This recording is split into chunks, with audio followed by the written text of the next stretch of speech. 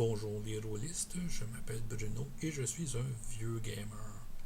Euh, Après avoir joué intensivement pendant 2 ans au pensionnat, euh, j'avais comme une trentaine de caractères sur ma ceinture.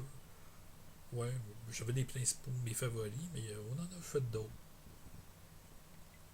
Des minigames, on jouait aussi à la maison.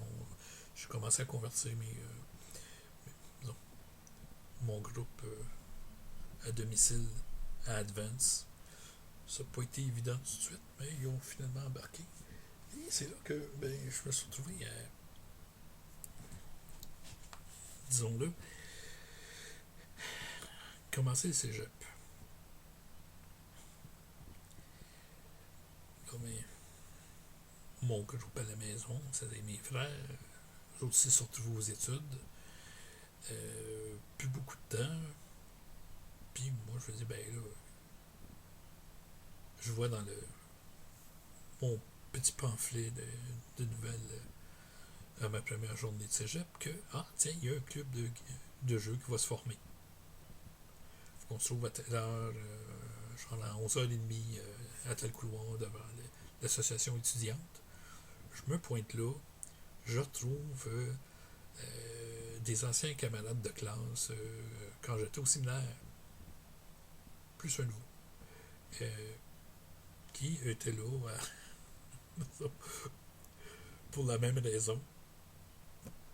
Et ils savaient qu'on jouait, nous autres aussi, à Donjon dans ma gang, mais disons, moi je faisais partie du club de modélistes pendant que je suis au séminaire, avec mon frère et ses amis, puis on s'était comme fait prendre notre gros local par les joueurs de jeux de rôle, fait que il y a une petite guerre qui s'était faite. Mais, ouais, parce que nous autres, on s'est retrouvés à peinturer sous la lumière fluorescente, alors que les autres, il y avait des fenêtres pour avoir la lumière du soleil, ce qui aurait été meilleur pour la peinture.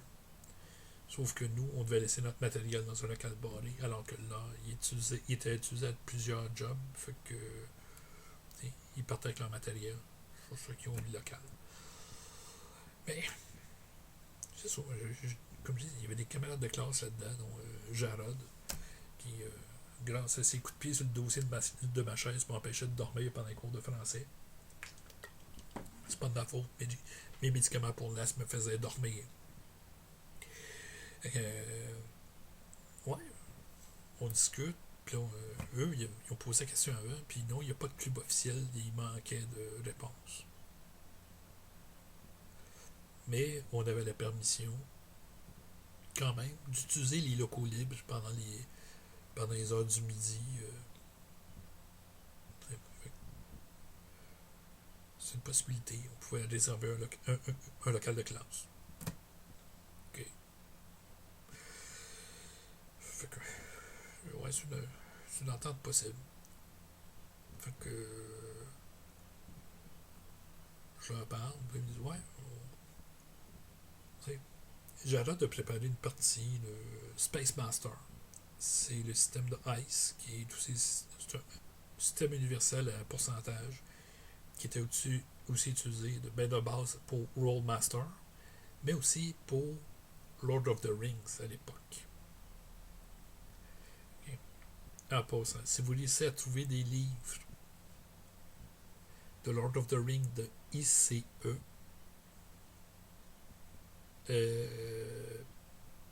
mettez la main dessus. C'est des ingénieurs qui ont fait les plans de la Morio. Oui, ils sont servis des plans de Tolkien, mais tu sais, ils ont fait comment est-ce que marchaient les grues des nains. Comment est-ce qu'ils faisaient pour approvisionner en eau une ville souterraine, faire circuler l'air. C'est fou, là. Tous les détails sont dedans. Là. Parce que quoi, ils s'éclairaient à chandelle ou à lumière de jour, comme on a vu dans le film pour certaines pièces, mais ils peuvent pas faire ça partout. Puis, plus le tunnel est long, plus il va éclairer pas longtemps. Là. Comment tu fais parvenir ta lumière, puis tout ça. Tout est dedans. Puis c'est un gros livre comme couverture. Ouais, c'était de la grosse qualité. Là. Mais, c'est cool. Space Master. On joue dans science-fiction. Eux, ils avaient déjà joué. Il y avait un running gag à propos du Black Beaver, qui est un Black Reaver, mais il avait mal lu. Où il y avait un problème. Ça avait mal été imprimé, puis mauvaise lettre, mais je pense pas que c'est vraiment comme. Tu lis vite, puis. Hein? Beaver, ouais. C'est que les personnages étaient déjà préparés, fait que je ne veux pas vraiment apprendre comment faire un personnage, juste à le jouer. On était des espèces de marines de l'espace en power suit, avec des guns sur les bras, puis certains de nous avaient des pouvoirs psychiques, ainsi de suite. Il y avait un système de pointage pour créer ton personnage, que, il y avait mis le max. C'est que même si on avait des armures standards, il y en a qui étaient meilleurs en combat que d'autres, puis ainsi de suite. Ouais. C'est là que s'est passé quelque chose de bizarre. C'était un labyrinthe de pièges, puis de dangers continuels qu'on devait traverser. Des casse-têtes à résoudre, ainsi de suite. Et à un moment donné, il y a un passage secret qui s'ouvre derrière nous. On était 5, il y a 5 télépathes qui nous attaquent. C'est le gars il avait le moins de défense contre les attaques mentales, Alain, qui a gagné l'initiative avec un critique. Il a pogné 100%. Fait qu'il se retourne devant tout le monde, puis il se met à tirer. On était pas mal sûr qu'il n'y avait pas de civil ou d'ainsi de suite. Un passage qui s'ouvre. Mais comme il a gagné l'initiative, même si on se retournait tout, lui, il a eu le temps de se retourner avant nous, puis de voir l'ennemi, puis de commencer à tirer. Puis à Ice, tant que tu pognes des hauts pourcentages, tu rejoues, et tu rejoues, et tu rejoues. Et il a fait une série de 100 et de 99, même je pense que 95 c'était des critiques encore. Tant qu'il pognait des 100, lui, il fallait qu'il continue à jouer. Puis là, le maître de jeu prenait en note combien de 100 il avait joué pour savoir comment est-ce que. Parce que ça te faisait rejouer 2 fois sa table des critiques. Fait que chaque 100, il donnait un résultat de plus sa table critique. Il a tellement été hot sur ses jets de critiques. Les autres, on était debout, là, on capotait bien là. C'est comme. On n'aurait pas été impatient de dire quand est-ce que ça va être mon tour, là. Mais il n'a pas encore checké les résultats, là. C'est comme être au casino puis voir quelqu'un à ta table qui se met à gagner gros. Puis toi, tu peux pas, tu sais, c'est pas encore à toi, là. Je pense qu'il a fait une vingtaine de 100%. Une quinzaine de 99. Puis à un moment, quand il était rendu à faire le résultat du 97, le maître de jeu, il a dit ouais, ben là, tu sais, on va s'entendre qu'ils sont pulvérisés, là. Il n'y en a plus de télépathes, là. Puis en théorie, c'était pas encore notre initiative quand que lui est en train de sauter dedans puis jouer comme un maniaque parce que c'était de la purée qui restait. C'était incroyable. Il s'est retourné puis qu'est-ce qu'il y avait? Il a fallu qu'on regarde l'image vidéo de son casque pour faire comme oh! Il y avait 5 gars et des grosses têtes, ça devait être des télépathes. J'ai jamais vu des jeux de même dans un jeu de rôle. Puis je vous dis, ça. Au-dessus de 30 ans de gaming, là, ça a été la base. Ça n'aide pas. Là. Je sais qu'il y a certains jeux comme Shadowrun qui te permettent que tant que tu pas un gros CD6, tu continues à. Mais celle-là, c'était. C'est des pourcents, là. C'est pas un D6. Là.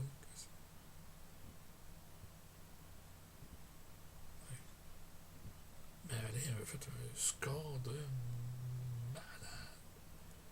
Ouais. j'ai jamais été aussi chanceux. Je connais pas d'autres. Même mon personnage est tous des 18, ça ne compare pas. La série de jets qu'il avait fait, pogné de quoi d'incroyable. Là. Hein, cherchez la vidéo, je vais vous parler de Marvel Super Heroes, parce que à la création de ton personnage, tu joues des pourcentages. S'il y avait eu ce résultat-là, il y aurait eu un dieu, littéralement. Et là, je dis, Arrow Master, il a fait une destruction totale. Moi, pendant ce temps-là, j'ai été introduit à la table des critiques aussi, mais c'est ce que je subissais, moi. Je me faisais attaquer, puis non. Mon saut a eu à peu près toutes les malfonctions que tu peux imaginer qu'une armure peut avoir. Il a été brûlé, j'avais été frappé par une tour d'échecs gigantesque qui m'avait chargé. J'avais des problèmes de gyroscope sur mes guns, fait que j'avais de la misère à viser, et ainsi de suite. Ah oui, mais j'ai passé au travers avec ça. Il y en a qui ont une shot, puis ils se sont fait pas mal avoir. Mais moi, je subissais de dommage sur dommage sur dommage, puis il encaissait bien. Hein. Puis ça vient du même bec de jeu que quelques années avant, il kickait le derrière dans ma chaise.